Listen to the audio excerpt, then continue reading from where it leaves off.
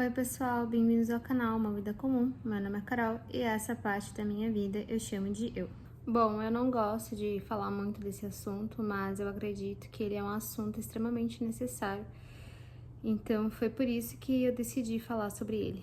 Eu acho que hoje em dia se fala muito mais do que se falava na minha época, quando eu descobri que a minha mãe era narcisista lá em 2016, 17, por aí. Então, o que não falta hoje é informação. Eu queria deixar bem claro que é sempre legal, né, e ideal você procurar a ajuda de um psicólogo para lidar com toda essa situação e para ver se realmente esse é o seu caso. Só para dar um pequeno contexto, né, para vocês entenderem um pouco da minha história, eu fui criada com pais separados. Quando eu era menor, né, na primeira infância ali, eu tive muito contato com meu avô materno e com a minha bisavó materna, que foram muito bons para mim. E pouco ali contato com a minha mãe.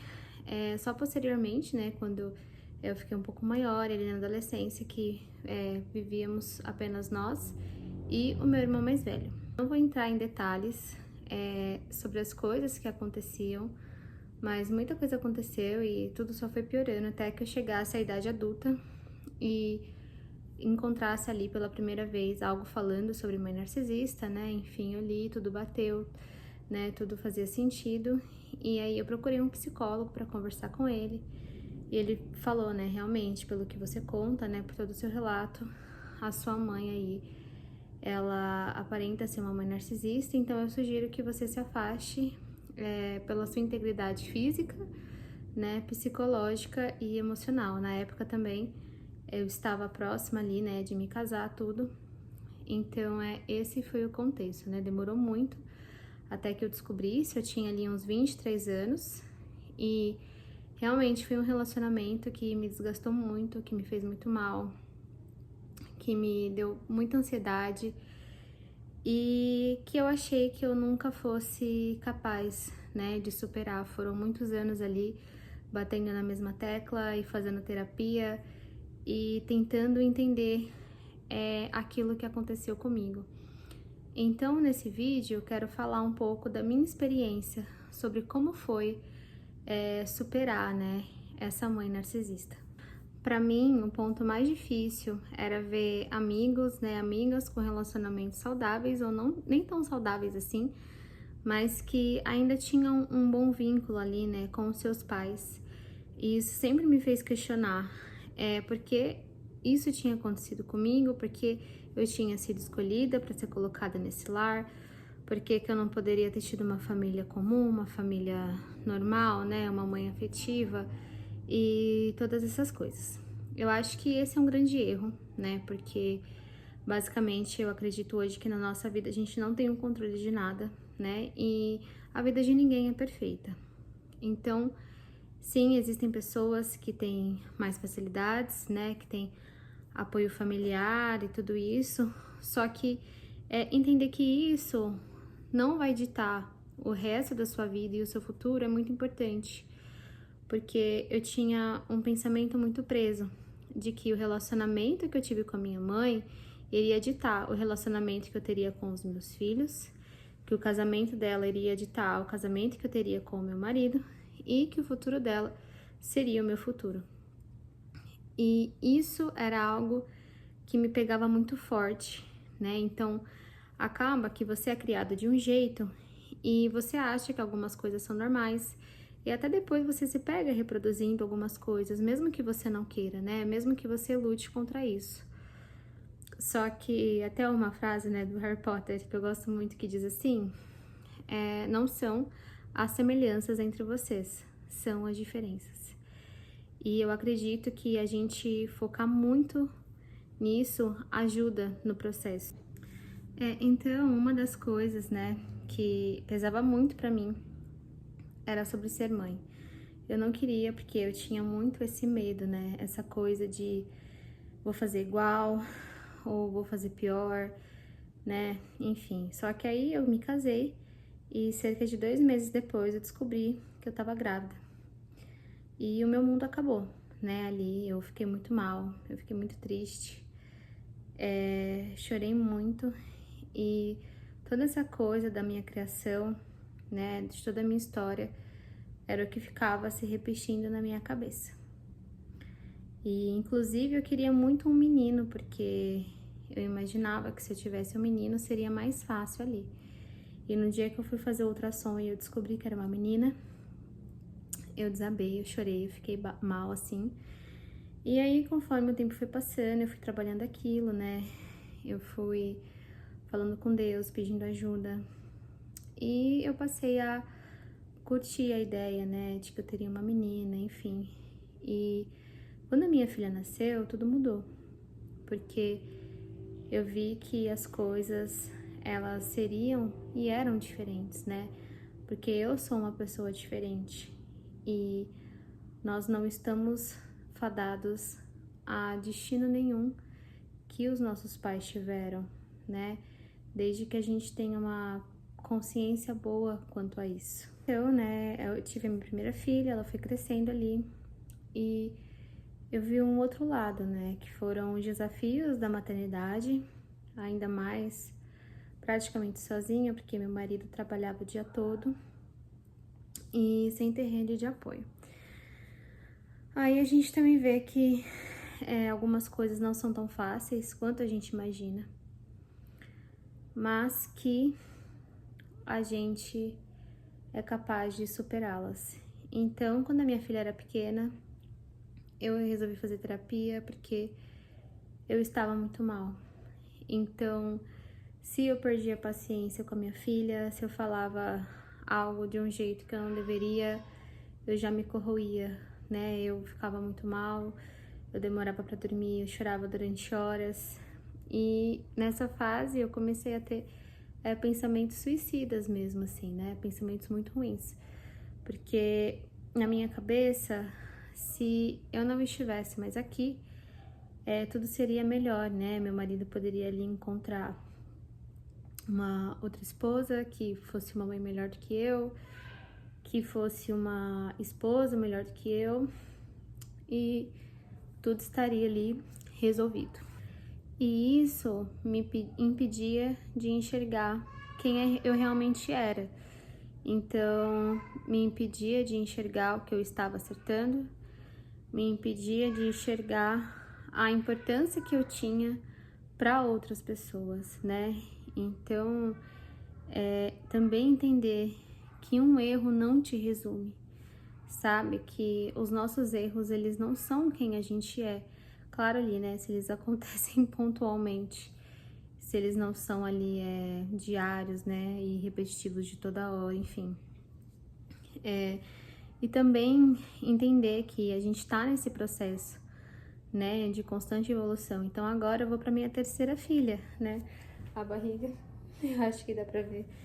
E a minha terceira filha vai ter uma mãe melhor do que a primeira e a segunda tiveram, porque agora eu já tenho mais experiência, né? Eu já entendo melhor as coisas. Então, pra minha terceira filha, ela vai ser mais fácil, assim, né? Que ela vai encontrar uma mãe mais preparada, o que não ocorreu tanto na primeira e na segunda gestação, né? Depois de um tempo, eu também entendi que não adiantava focar no passado, porque a gente não muda o passado, né? A gente não muda o passado, a gente não controla o futuro, a gente tem um controle mínimo ali do presente. Então eu comecei a pensar o que eu poderia fazer no presente para minha vida ser melhor, qual era a minha situação agora, como que era a minha vida agora. E isso também faz muita diferença, né? O que eu vejo é que muita gente, assim como eu, foca muito no que viveu. E isso impede a gente de viver o presente e de viver esse presente plenamente, né? Porque nós ficamos ali com um resquício de dor que parece que ecoa na nossa vida, né? E tudo que vai acontecendo sempre volta para o mesmo lugar, que é o passado. E as coisas não são assim, né? A gente não vive o presente ou o futuro que vai vir de acordo sempre com o que aconteceu no nosso passado, ainda mais quando isso envolve pessoas que já não estão mais na nossa vida. Outro ponto importante é a gente entender que as pessoas, elas dão aquilo que elas têm, né? Elas ensinam o que elas aprendem e elas passam as vivências que elas tiveram. É muito difícil alguém ir quebrar esse ciclo. Então, você acaba olhando a pessoa ali com um pouco mais de compaixão, não tanta compaixão assim, né? Eu diria, porque igual eu também tive uma infância difícil, tudo, e eu não quero trazer isso para as minhas filhas, eu quero fazer algo completamente diferente. Então, eu não acredito que há desculpas, né? Só que hoje nós temos mais informações, antes não tinham tantas informações, e antes todos os tipos de abuso eram bem normalizados, né? Então as pessoas não questionavam essa autoridade e esse relacionamento de pais com os filhos. Não ter ódio também, eu acredito que é algo que te ajuda muito no processo, né? Talvez ali, durante, você vai sentir raiva algumas vezes, é normal, pelo que você viveu, pelo que você passou, né? Tristeza e todos esses sentimentos. Só que ficar nutrindo isso, alimentando isso, não nos leva para frente, não nos traz nenhuma cura, porque a gente está mantendo a pessoa na nossa vida através de um sentimento ruim. Então eu acredito muito mais hoje na indiferença. Chegou um ponto que eu não lembro da pessoa, que são poucas as vezes que eu penso, e quando eu penso, não sinto nada, né? Para mim é indiferente, é irrelevante, não é algo que me incomoda, mas tenho hoje em dia, né, as minhas coisas para fazer, tenho a minha família para cuidar, que eu não lembro.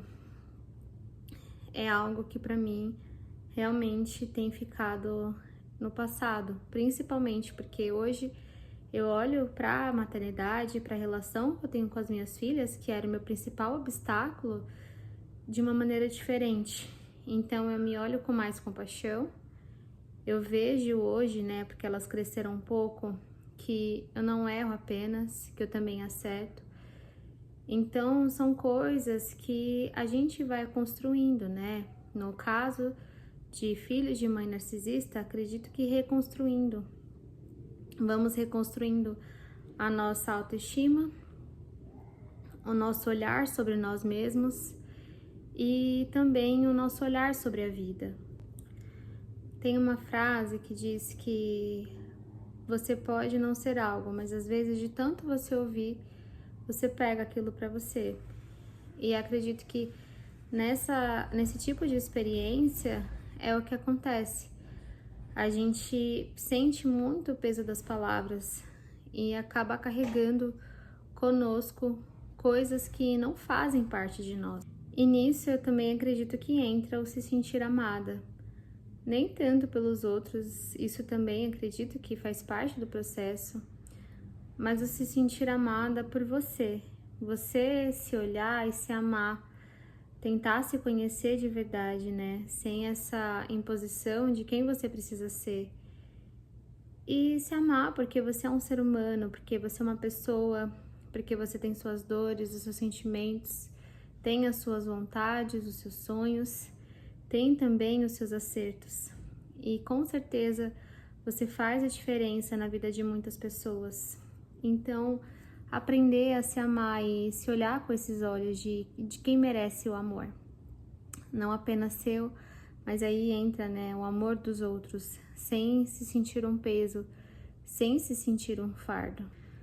Em resumo, superar a mãe narcisista é deixar de viver na órbita dela, deixar de viver conforme o que ela diz que você é e conforme o que ela acredita. Então você vai precisar se desfazer de crenças, de sentimentos e focar em uma nova perspectiva, na perspectiva de quem você é, de como você enxerga o mundo e de como pode ser a sua vida. Eu saí de casa em 2017 e minha vida tomou muitos rumos desde quando eu saí. foram muitos aprendizados e foi muita tristeza também. Enfrentei muitos desafios e posso dizer que a maior parte desse tempo eu não estive bem. Mas eu tinha plena convicção que não precisava ser desse jeito, que uma hora as coisas iam melhorar, que uma hora as coisas iam mudar. E hoje estou aqui, com um pensamento bem mais tranquilo, com uma visão bem mais otimista de quão boa pode ser a vida. Não deixe que o que aconteceu com você defina quem você é. Escolha ser diferente, escolha ver a vida e vivê-la de forma diferente. Nós não somos os nossos pais. Bom, eu espero que esse vídeo tenha chegado em você em boa hora, que você tenha gostado. E se sim, por favor, deixe um gostei, se inscreva no canal e escreva aí nos comentários o que você achou, se te ajudou. E um tema para o próximo vídeo, quem sabe. É isso, gente. Até mais.